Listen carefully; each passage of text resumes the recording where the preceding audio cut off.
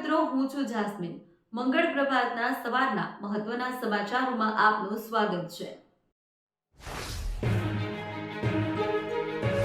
કચ્છના નખત્રાણામાં શનિવારે બનેલી એક ગોઝારી ઘટનાએ પથકને હચમચાવી દીધું છે. કોટડા ચડોદર નજીક ભાગણવાડા વિસ્તારમાં એક છોટા હાથીમાં અચાનક થયેલા પ્રચંડ વિસ્ફોટમાં 4 લોકોના કરુણ મોત નીપજ્યા છે. મૃતકોમાં 2 સગા ભાઈઓ ઉપરાંત 3 વર્ષ આસપાસની ઉંમરના 2 માસૂમ બાળકોનો સમાવેશ થાય છે. એક જ પરિવારના આ દુર્ઘટનાનો ભોગ બનતા સમગ્ર વિસ્તારમાં ગમગીની છવાઈ.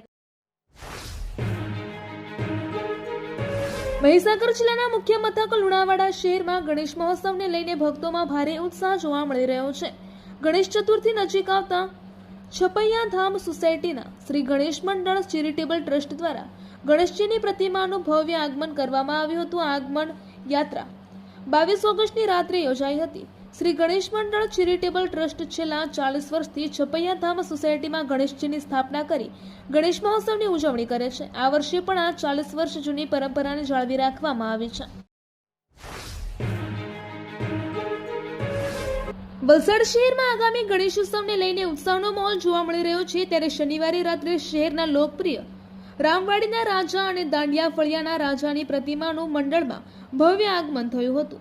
આ પ્રસંગે આઝાદ ચોક ખાતે હજારો ભક્તો ઉમટી પડ્યા હતા. ગણેશ ભક્તો લાંબા સમયથી શ્રીજીની મનમોહક પ્રતિમાઓને પોતપોતાના મંડળોમાં પધરાવવાની રાહ જોઈ રહ્યા હતા. આ ક્ષણ આવતા જ આખું શહેર ગણપતિ બાપ્પા મોર્યાના નાદથી ગુંજી ઉઠ્યું હતું અને ભક્તોમાં ભારે ઉમંગ જોવા મળ્યો હતો. બનાસકાંઠા પોલીસે રાજ્યવ્યાપી પ્રોહિબિશન ડ્રાઈવ અંતર્ગત છેલ્લા 2 દિવસમાં મોટી કાર્યવાહી કરી છે.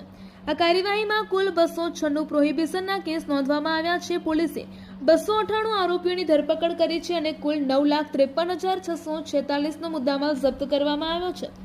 રાજ્ય સરકારની દારૂબંધી પ્રત્યેની ઝીરો ટોલરન્સ નીતિના ભાગરૂપે ડીજીપી GS મલિક દ્વારા સમગ્ર રાજ્યમાં 3 દિવસીય સ્પેશિયલ પ્રોહિબિશન ડ્રાઈવનું આયોજન કરવામાં આવ્યું હતું. આ આદેશના અનુસંધાને બનાસકાંઠા રેન્જ આઈજી પરીક્ષિતા રાઠોડ અને SP પ્રશાંત સુંબેની સીધી સૂચના હેઠળ જિલ્લા પોલીસે આ કાર્યવાહી હાથ ધરી હતી.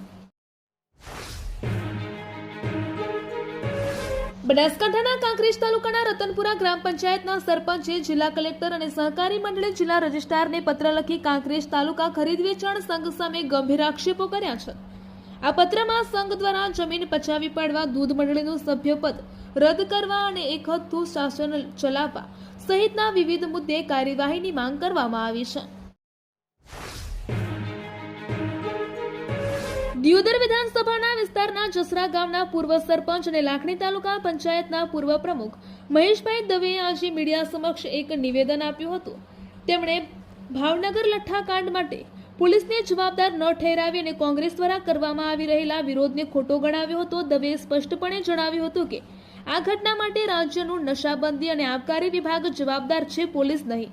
તેમણે કોંગ્રેસ પર ખોટો હોબાળો કરવાનો આરોપ લગાવ્યો હતો. અત્રે ઉલ્લેખનીય છે કે ભાવનગર લઠ્ઠાકાંડ બાદ સમગ્ર ગુજરાતમાં કોંગ્રેસ પક્ષ દ્વારા મજબૂતીથી વિરોધ પ્રદર્શનો કરવામાં આવી રહ્યા છે. વાવથરાદ જિલ્લામાં પણ કોંગ્રેસ પક્ષે ગઈકાલે વિરોધ નોંધાવ્યો હતો અને રજૂઆતો કરી હતી.